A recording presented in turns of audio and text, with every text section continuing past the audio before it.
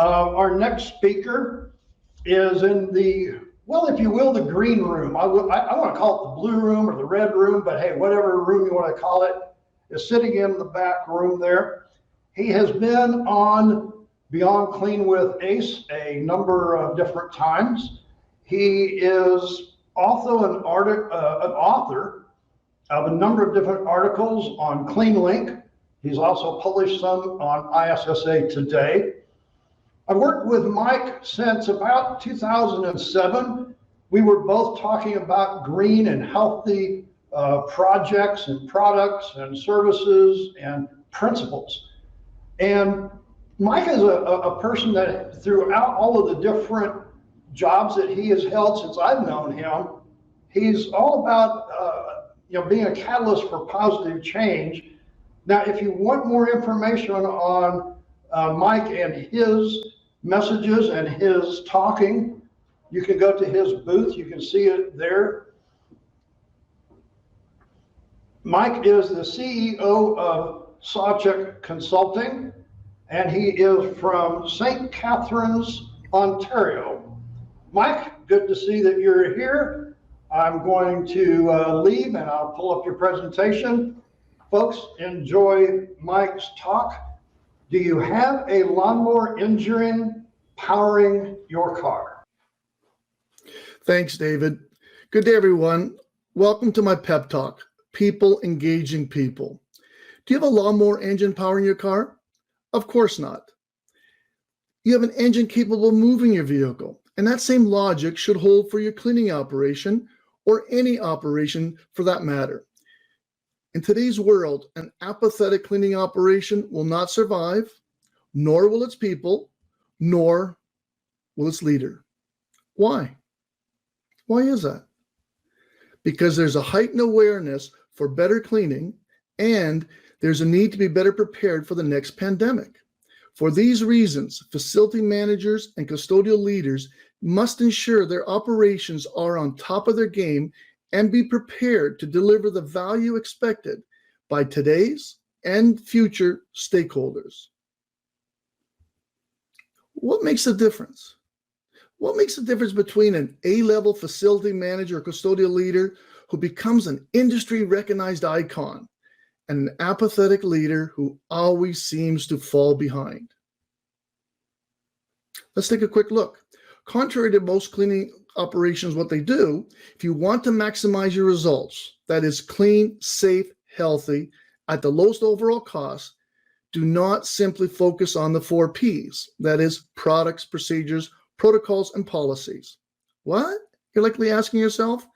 Sure, the 4 Ps are important, but they are not the most important nor impactful for delivering the best-in-class operation. What is? Your people are, or at least they should be. And that means you shouldn't just hire any warm body, even if they have the apparent skills. What you need to do is think like a mechanic. Picture the workings of your cleaning operation like those of a vehicle. It could be a Ford Focus, a Chevy SUV, it could be a BMW sedan. Picture your car. Imagine your car. Close your eyes and just imagine your car. Do you see it? Do you have it in your mind? The 4 Ps are what you see: the body, the shape, the color, style, the tires, the rims, the windshield, the color of the tint, the gauges, the interior. However, no matter how nice or how expensive your vehicle is, it'll not be very responsive or win many races without an effective engine and drivetrain. Your engine and drivetrain are more critical for getting you places, for winning more races than the look of your vehicle. Agree? The better the engine and drivetrain, the faster and more responsive the vehicle. Compared to your operation or for your operation, your people are the engine and drivetrain. Likewise, the better your people, the better and more responsive your cleaning operation will be. But what is better people? Better people are the ones with the right attitudes and traits. Note, I did not say skills and experience. The right people with the right attitudes and traits can be taught the right skills. However, if you have people without those right skills, or the right attitudes, I should say, and traits, they won't be able to fit into the core values and guiding principles or the culture of your organization. They may not fit in with the others on the team. That is the group dynamics. They will not be successful. They'll not be happy in your environment. Worse yet, they can cause negative issues with the rest of the team. Bottom line, the higher the quality and engagement of your people, the better and more responsive your operation will be. So I ask you, are your people like a lawnmower engine, or are they like a finely tuned race car engine? The right vehicle body is important, and the right engine and drivetrain are vital. Yet the most crucial consideration of how well a vehicle performs, how fast it goes, how many races it wins, depends on the driver and the fuel. Do you use air to fuel your car? Do you drive blindfolded? Of course not. Then why do you expect your cleaning operation to be great without the best possible engine and drivetrain, as well as fuel and driver? With respect to your cleaning operation, the fuel and driver are your management team, the supervisors, the manager, the director. They're the ones who create, or not, an environment of trust, engagement, motivation. They're the fuel that ignites, or not, the custodians. They're also the ones making those critical decisions. They're steering your vehicle that guide them to maximize the results of the cleaning operation in consistently delivering the highest levels of clean, safe, healthy at the lowest overall cost. Then why do you expect your cleaning operation to be great without the best possible people? That is your custodians, your leads, as well as your supervisors and managers. All of them having the right attitudes, traits, and skills, and being highly motivated and engaged. Why? Now, what are some of the key considerations the mechanic will assess when they're looking at your vehicle? Likewise, what are the key considerations of a cleaning operation that needs to be assessed and compared to best in class? Well, there's about 60 plus considerations of the 4 Ps, the body, and there's also 60 plus for the people, the custodians, the leads, the supervisors, the managers, the director. That is the engine, the drivetrain, the fuel, and the driver. For the 4 Ps are things like, 1, is your operation cleaning or polluting? Are they removing or spreading the soils and pathogens? 2, are you validating the results? If so, how? Visual, gel, blacklight, ATP? 3, is your operation selecting disinfectants based on the pathogens of concern, the safety for the users and occupants, and not requiring a rinse? 4, is your operation cleaning and disinfecting in 2 to 3 distinct steps? Those are 4 of the 60. The list goes on and on. So let's move to the people. What are some of those key considerations for the people? The right people. The ones with the right attitudes, traits, and skills that are engaged and motivated. There are things like, 1, the quality of the onboarding process and initial education and training. 2, the quality of the ongoing education, upskilling, training. And 3, knowing precisely the attitudes and traits you need to hire for when you're looking and attracting and recruiting. So, what are those key attitudes and traits that you need to hire for? 1, passion for serving. They want to clean. 2, self-motivated. They take initiative. 3, ability to work alone as well as with others. And 4, most importantly, the ability and desire to learn. Those are only some of the key attitudes and traits you need to look for, to hire for, in order to get the right people, as they will impact the quality, the caliber, and consistency of your team and operation. And that is critical in determining your cleaning operations results. The better, the more selectively you attract and recruit, then develop, motivate, and retain, the better, faster, more responsive, and more consistent your cleaning operation will be.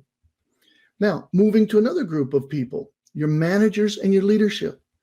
There's about 35 additional key considerations that, after ensuring they have those attitudes and traits and skills we talked about earlier, there's 35 additional things. Things like, 1, they have good skills and experience in cleaning and cleaning operations. That is, they're subject matter experts. 2, they're very curious. They're open-minded, collaborative. 3, they are coachable. Although roughly similar in number of considerations, 60 and 60, in North America, as you likely know, the total cost of people typically represents 75 to 85% of the total cost of cleaning. Think of that, 75 to 85% of the total cost of cleaning, and cleaning typically accounts for approximately 30% of a facility's operation budget. Now that you know how costly the people are, that is why you want the right ones, the ones that have those right attitudes, traits, and skills, and that are engaged and motivated. What do good managers do? What's the difference between managers and leaders? Good managers plan. They create budgets, programs, they drive improvements, etc. 2, they organize. They allocate resources, schedules, tasks, frequencies. 3, they implement. They make decisions. They make adjustments. 4, they control. They supervise. They evaluate the report. Now, what do great leaders do? Great leaders guide, coach, encourage, challenge. Great leaders build confidence in people. They bring out the best in people. 2, great leaders allow people to find their own way to win. They focus on results, not the process, other than the proper cleaning process, of course.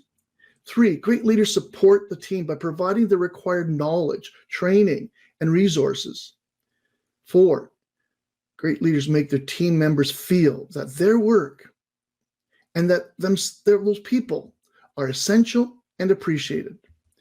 And 5, most importantly, they ensure the organization's mission, vision, their values, guiding principles, the overall culture are all aligned with each other and consistently adhered to by all at all times.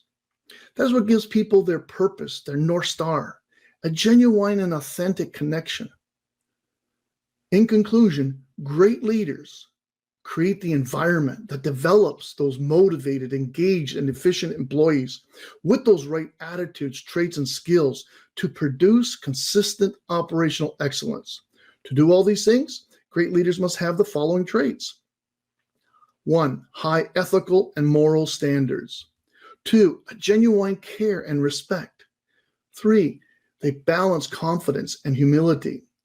And 4, they encourage dissent. That is, they don't settle for routines. They constantly seek out the new. They constantly drive improvements. In addition to those traits, great leaders have the following skills. They delegate and empower. They set clear expectations and hold people accountable to them. 3, they foster a team environment, a sense of collectiveness and belonging. And 4, they constantly curate talent. Wrapping things up, many cleaning operations have good, solid custodians, supervisors, and managers, yet not all have competent leaders. Leaders capable of creating a culture of trust, engagement, empowerment, motivation. Do you? Are you? Are your supervisors and managers all great leaders?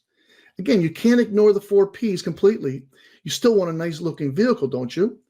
The key point I'm making is that engaged, empowered, and motivated people, you, your custodians, your supervisors, managers, and leaders, make the most significant difference. The better the people, their attitudes, traits, skills, and the higher their level of engagement, empowerment, and motivation, the better the results. They can make the 4 Ps work or not. They can coach a team to win or drive the best talent away. The better the people, the better the results. It really is that simple. People have a much more significant and long-term impact on effectiveness, productivity, efficiency, and the overall results of clean, safe, healthy at the lowest overall cost. It's been extraordinary and an honor to being able to talk with you for these past 14 minutes or so.